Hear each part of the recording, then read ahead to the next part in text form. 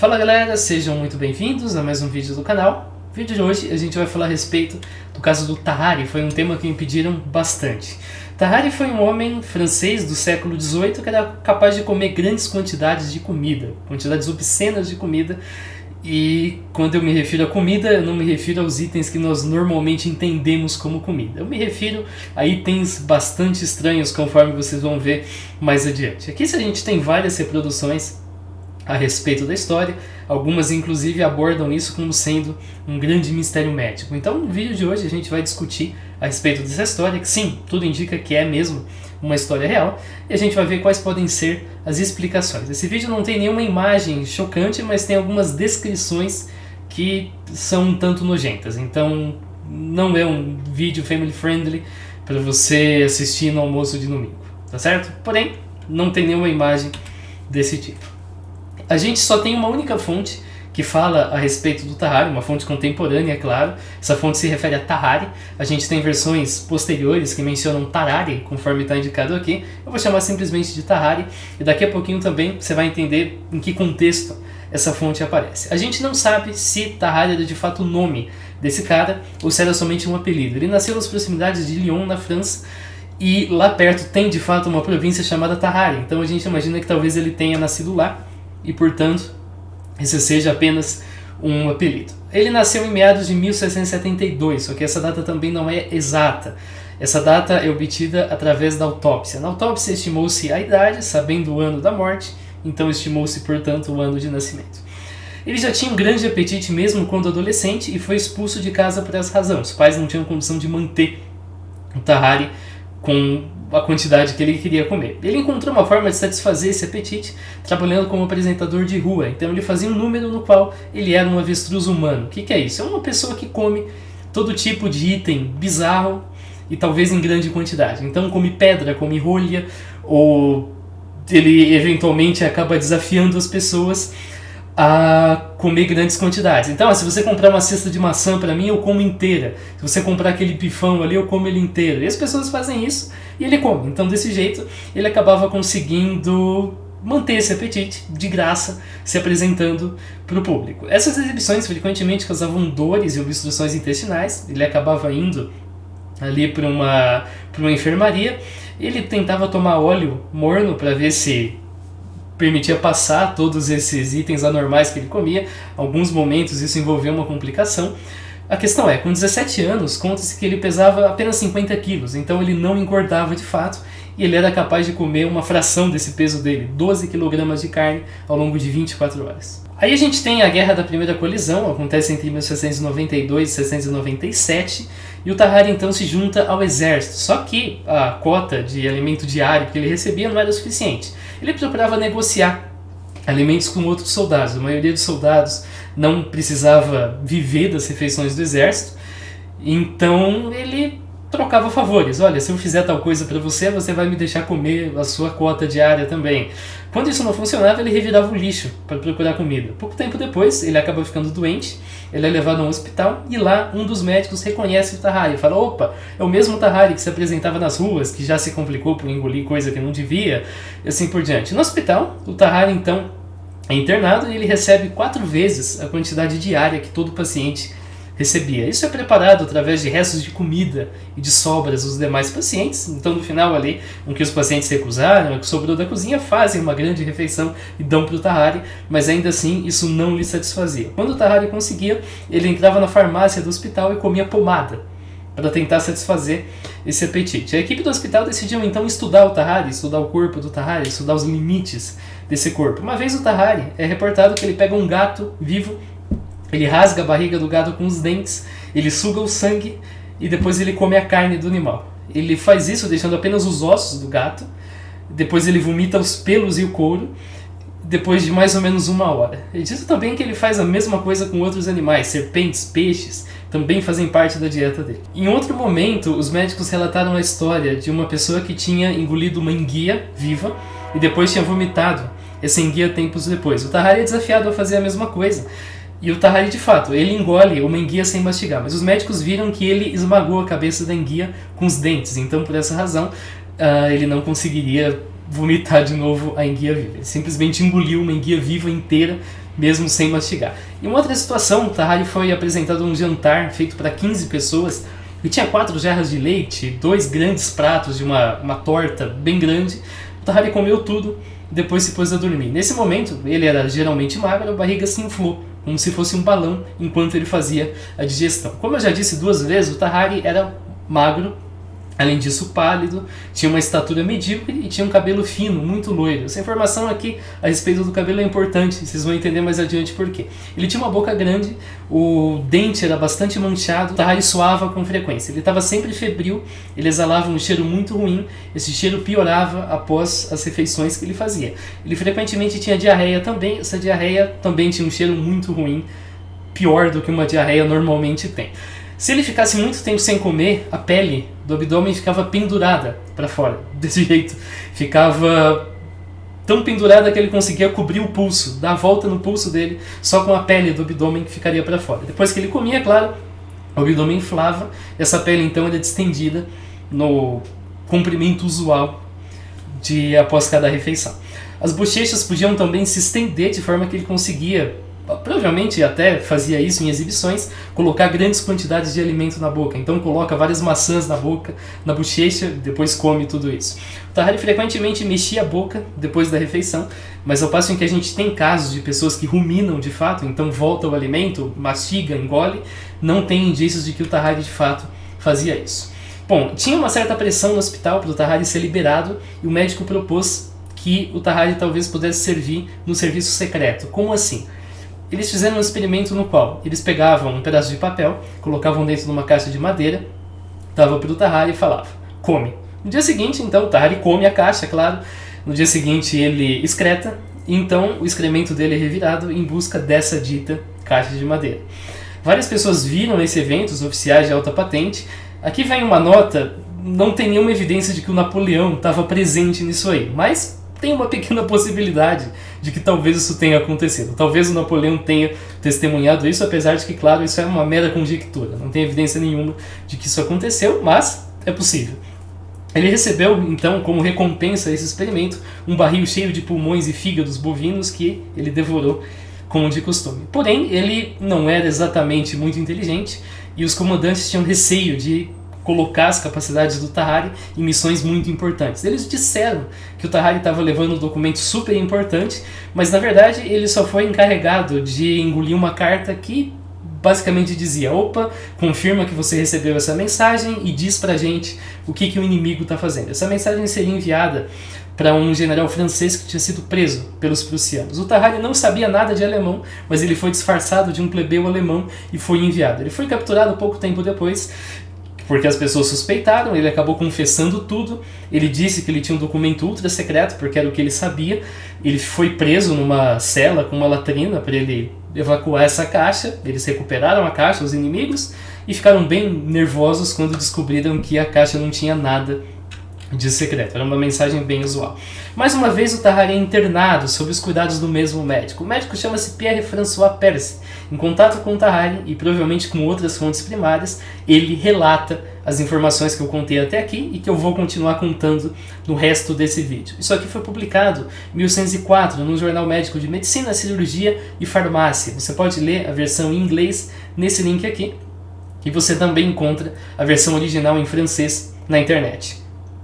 O Percy já tinha estudado o Tahari na internação passada e decidiu continuar esses estudos. Só que nesse momento o Tahari, provavelmente para ficar no hospital, ele aceitou ser curado. Ele aceitou que alguns tratamentos poderiam ser feitos para tentar curá-lo desse apetite. Então, como eu disse, essa é a única fonte primária e contemporânea a respeito do ocorrido. Todas as outras informações, todas as demais fontes se baseiam nessas.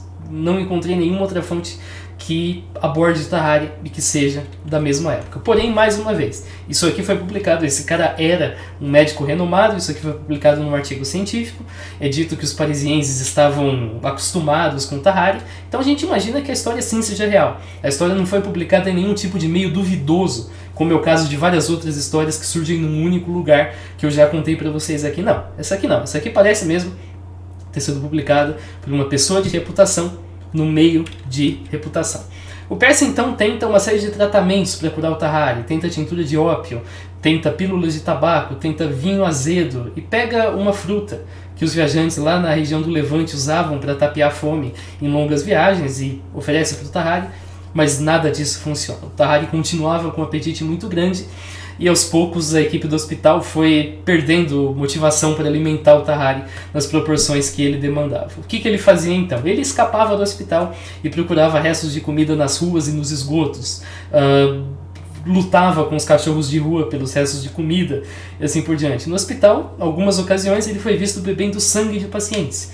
Então, tem tratamentos em que o paciente é sangrado e o Tahari estava lá bebendo sangue. Ou, às vezes, ele ia para o necrotério se alimentar de cadáveres. Ele acabava sendo expulso. Muitos advogavam que o Tahari tinha que ir para um hospício, mas o Percy, que nesse momento já estava um tanto apegado ao paciente ou à cobaia dele, negava. Agora, uma vez, um bebê desaparece da maternidade. Sim, parece um tanto precipitado culpar o Tahari pelo desaparecimento de um bebê de um hospital francês do século XVIII, mas foi o que as pessoas fizeram.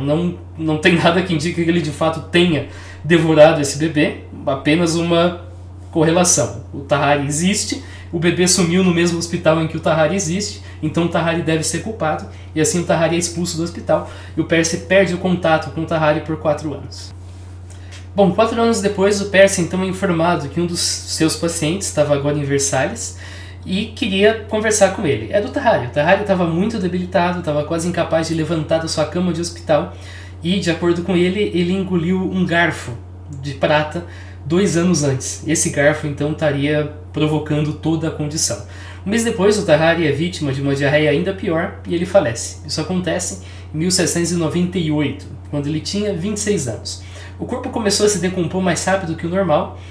Os médicos estavam com bastante repulsa daquilo, mas eles ainda estavam curiosos em saber se o dito garfo estava de fato preso nos intestinos do Tahari. Eles então fizeram uma autópsia. Eles verificaram que as entranhas estavam mal diferenciadas. Isso é um eufemismo para dizer que está difícil de entender o que é intestino, o que é cada coisa lá dentro. Estavam cheias de pus, mas não tinha nenhum indício de um corpo estranho. O fígado e a vesícula biliar estavam grandes, anormalmente grandes. O estômago estava cheio de úlceras, era enorme, preenchia a maior parte da cavidade abdominal. O esôfago era largo. E com a boca aberta, eles conseguiam ver um canal que ia direto até o estômago do Tahari. Isso, a princípio, sim, a boca é, claro, conectada ao estômago, mas a ideia justamente é que esse esôfago e todo esse aparelho estava maior do que o normal. Então, portanto, ver o estômago a partir da boca não era uma coisa que você espera quando você realiza uma autópsia. A gente tem fontes modernas que falam que o Tahari faleceu de tuberculose, mas o relatório do Percy não menciona tuberculose em momento algum, e tuberculose a gente pensa na infecção no pulmão. Agora, na verdade, isso vem de fontes posteriores, não modernas, mas posteriores, que interpretam a infecção de Tahari como uma tuberculose gastrointestinal. Essa não é uma conclusão do Percy. O Percy não afirma tuberculose gastrointestinal, apenas indica a presença de pus, portanto, uma infecção. E a tuberculose gastrointestinal é uma forma mais rara da doença, acontece em 1 a 3% dos casos. Muitas vezes, então, dá a entender que o Tahari teria essa tuberculose pulmonar, que é a forma mais comum da tuberculose, mas não, isso é mentira. Bom, vamos lá, vem a pergunta. Como que a gente descreve o que o Tahari tinha, como que a gente entende o que o Tahari tinha? Alguns outros sintomas são mais simples, tá? Em primeiro lugar, o Tahari é magro, provavelmente porque ele tinha parasitas no trato intestinal, que recebiam a maior parte dos nutrientes, e a diarreia também cumpre um papel muito importante em drenar os nutrientes que ele ingeria. Então, isso faz sentido. A sudorese é um caso, provavelmente, de termogênese induzida pela dieta, então sim, você come muita proteína, e o Tahari comia muita carne, isso produz grande quantidade de calor quando está sendo metabolizada, e se você come grandes quantidades de alimento, você tem uma dilatação do trato digestivo. Isso acontece, isso por sua vez até provoca necrose gástrica, se não for devidamente cuidado. É dito que os órgãos de Tahari estavam cobertos de pus, isso faz sentido, considerando uma infecção, e essa infecção também explica fígado e vesícula biliar aumentados. Porém, a gente não falou, claro, do sintoma principal, que é justamente ele comer demais. Vamos falar um pouquinho disso. A gente tem vários glutões documentados na história, mas nem todos condizem com o quadro de Tahari, e portanto não são combinações perfeitas. Então a gente tem várias pessoas que fazem truques, nas quais elas ingerem esses itens pouco usuais. Rolhas, chaves, relógios, moedas, e nesses casos os itens são eliminados com as fezes. A gente chama isso, em circo de horror de avestruz humano. Muitas vezes essas pessoas fazem esses truques para sobreviver. Elas não sentem necessidade de comer esses itens e nem querem comer em quantidades anormais. Esses itens, claro, são ingeridos e excretados. O Tahari já trabalhou com uma avestruz humano e, ao contrário do que algumas pessoas imaginam, não, ele não digeria metal, ele não digeria pedras. Ele simplesmente eliminava tudo depois, junto com os excrementos. É assim que, se esses truques não envolvem vomitar, é assim que esses truques funcionam, tá? Não é nada, nenhum mistério médico reside nesse caso. E a gente tem outra coisa chamada alotriofagia. Isso em inglês também é chamado por um nome que nunca daria certo em português: pica. Essa doença também é chamada de pica. Essa condição é caracterizada por um impulso em que a pessoa tem de comer itens que não são comidas. A gente tem subtipos para objetos pontudos: farinha, fósforo, poeira, fezes, vômito, batata crua, terra, vidro, madeira, pedra, metal, muco, gelo, chumbo, cabelo, urina, sangue, papel, enfim. A gente tem subtipos de alotriofagia para vários tipos de comidas diferentes. Aqui a gente tem inclusive os conteúdos do estômago de um paciente que sofria dessa condição, com vários pregos, vários itens de metal. Nesse caso, a forma que esse paciente sofria envolvia comer itens de metal. A alotriofagia é reconhecida como um transtorno mental e deficiências minerais são comumente associadas a essa condição. A gente tem outras condições também, esquizofrenia, toque, etc., que também são associados. O Percy supõe que o Tahari não se alimentaria desses itens estranhos, de carne humana em decomposição, de animais crus, de pomadas, etc., se ele tivesse acesso à comida adequada. Então a gente imagina que o Tahari não sofria de pica, o Tahari não tinha essa condição. O Tahari, na verdade, sim, simplesmente tinha uma necessidade de comer coisas, comer comida normal, e se ele não tivesse comida normal, então ele recorreria a comidas estranhas. Esse sintoma é chamado de polifagia. O Tahari não é um avestruz humano meramente, ele já se apresentou como um, mas isso não resume a condição dele, e o Tahari também não é alguém que sofre de alotriofagia, como eu acabei de explicar para vocês. O sintoma que melhor descreve o Tahari então é chamado de polifagia, que é uma sensação muito forte e incessante de fome. Essa sensação não se vai depois de uma refeição. A gente não sabe por que o Tahari tinha esse sintoma. Polifagia não é o nome de uma doença, polifagia é o nome do sintoma. Dizer que alguém tem polifagia é igual dizer que alguém tem dor de cabeça. A causa da dor de cabeça e a causa da polifagia precisam ser investigadas. Porém, claro, a gente pode pegar as causas conhecidas e analisar se faz sentido ou não que o Tahari tenha cada uma delas. Eu peguei aqui uma lista do Centro Nacional de Informação de Biotecnologia que cita todas essas condições. A gente não vai diagnosticar o Tahari, a gente vai apontar qual parece ser a provável condição. Para você diagnosticar o Tahari precisaria estar vivo ainda para a gente poder fazer exames. Então a gente tem, por exemplo, uma síndrome aqui que envolve deficiência intelectual e polidactília. Polidactília é basicamente você ter mais de 5 dedos, então você nasce com 6 dedos, por exemplo. Essa é uma condição até, não vou dizer comum, mas que acontece com uma certa frequência. Eu, por exemplo, conheço um amigo que nasceu com 6 dedos e um dos dedos foi simplesmente retirado no hospital. Não era o caso do Tahari, ele não tinha 6 dedos e ele também não tinha uma deficiência intelectual. O Tahari não era muito inteligente, conforme as fontes revelam, mas não era uma deficiência. A gente tem uma outra variação dessa síndrome que tem casos sem esses dois sintomas, então faz sentido. Se está em preto é porque ok, se está em vermelho é porque não parece ser o caso, mas nenhuma dessas aqui se encaixa muito bem no quadro do Tahari, exceto pela última que eu mostrar. A gente tem uma mutação num gene que envolve obesidade, não está claro se a presença de parasitas poderia interferir nessa manifestação de obesidade. A gente tem uma síndrome que produz deformidades no crânio, nas orelhas, deficiência intelectual, não é o caso do Tahari. A gente tem 2 deleções cromossômicas que causam deficiência mental, indivíduos que ou não falam, falam muito pouco, têm problemas de comportamento, não é no caso do Tahari. O Tahari era um cavaleiro, tirando todos esses problemas que eu já falei para vocês. Um outro causa microcefalia, anomalias genitais, deformidades na face, também não parece. A gente tem uma condição no qual o corpo tem dificuldade de armazenar gordura nos locais usuais, então armazena no fígado e nos músculos, tem sintomas de resistência à insulina, além de sudorese excessiva. Essa condição faz algum sentido. Diabetes tipo 1 é uma condição bastante comum e, ok, dá fome, mas Não existem casos tão severos assim conhecidos. A maioria das outras condições que eu falei são muito raras, então tem poucos casos documentados na literatura, então é mais possível que um caso severo assim tenha acontecido, e tenha acontecido apenas uma vez e não sido tão bem documentado nas demais. Apesar de que, como eu vou mostrar, a gente tem mais uma pessoa bem documentada a respeito do Tahari, parecida, com uma condição parecida, e mais duas outras mal documentadas, mas a gente já vai chegar lá. A gente tem a glicosúria renal. Nessa situação a gente tem uma remoção excessiva de glicose através da urina. O único sintoma é mesmo polifagia, faz sentido. A gente tem a doença de Pick, que envolve degeneração progressiva dos neurônios dos lóbulos frontais. Normalmente aparece tarde na vida, o Tahari tinha isso pelo menos desde a adolescência, não parece ser o caso.